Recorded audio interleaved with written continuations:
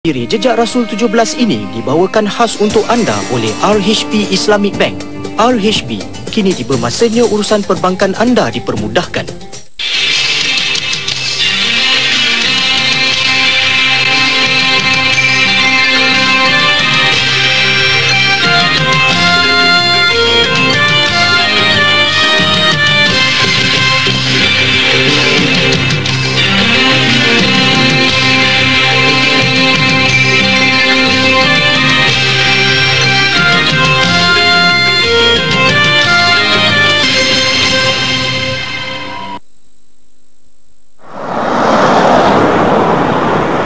Moskow, bandaraya paling utara di dunia.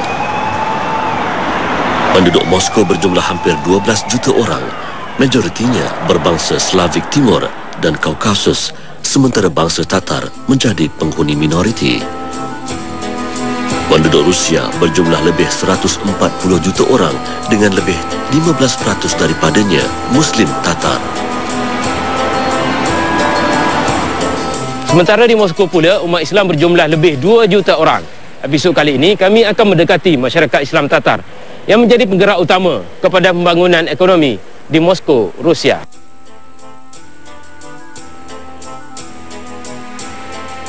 Kembara Jejak Rasul untuk mencari siapa sebenarnya bangsa Tatar telah menemukan kami dengan pemuda Tatar, Kosimov Sabir, 29 tahun. Menurutnya, Gereja Saint Basil dibina sebagai mercu tanda kejayaan pemerintah Rusia, Ivan the Terrible, menawan Kazan. Peristiwa Siege of Kazan itu berlaku pada tahun 1552, menyebabkan ramai bangsa Tatar terbunuh. Di sebalik sejarah hitam itu, terdapat catatan sejarah merakamkan sumbangan bangsa Tatar dalam mempertahankan bumi Rusia. Historical Mosque dibina pada tahun 1823 merakamkan jasa dan sumbangan bangsa Tatar. Mengikut sejarah, tentera Tatar menyumbang tenaga dalam peperangan bagi menghalang Napoleon Bonaparte daripada menduduki Moskow. Atas sebab itu, Raja Alexander pertama telah membina masjid ini bagi mengenang jasa umat Islam Tatar. Sabir kemudiannya membawa kami ke Masjid Tatar di tengah bandar Moskow. Terletak di Tatarskaya atau Jalan Tatar, masjid ini antara 4 buah masjid utama yang mengadakan solat Jumaat setiap minggu. Seperti institusi agama yang lain, masjid ini tidak dibenarkan berfungsi pada tahun 1937 semasa pemerintahan komunis di Moskow. Selepas kejatuhan kesatuan Soviet dan kerana desakan umat Islam kepada pemerintah Rusia, masjid bersejarah ini dibuka semula pada tahun 1993. Peningkatan umat Islam di Moskow amat memberangsangkan selepas era pemerintahan komunis pada penghujung tahun 1991.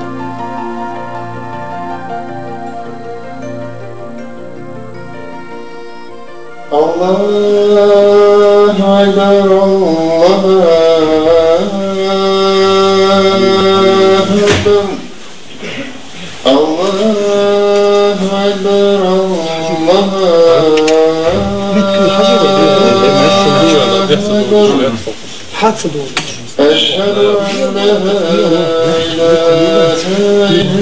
Hari ini dianggarkan lebih 500 umat Islam mengerjakan solat Jumaat di masjid ini setiap minggu.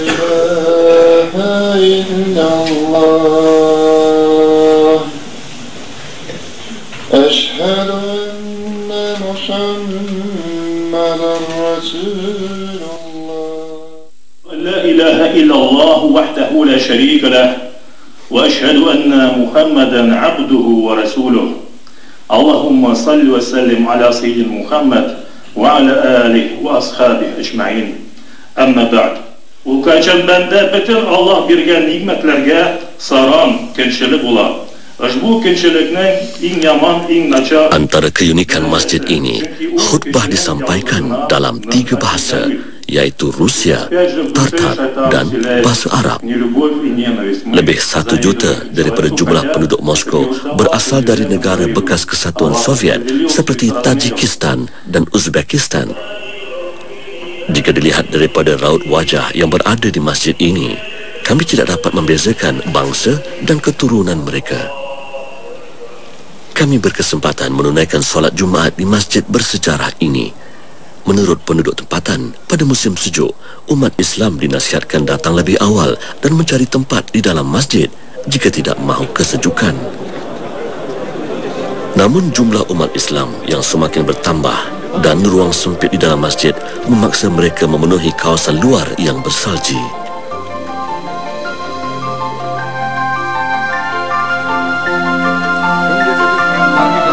Islam telah mencapai zaman kegemilangannya di Rusia selama hampir 250 tahun.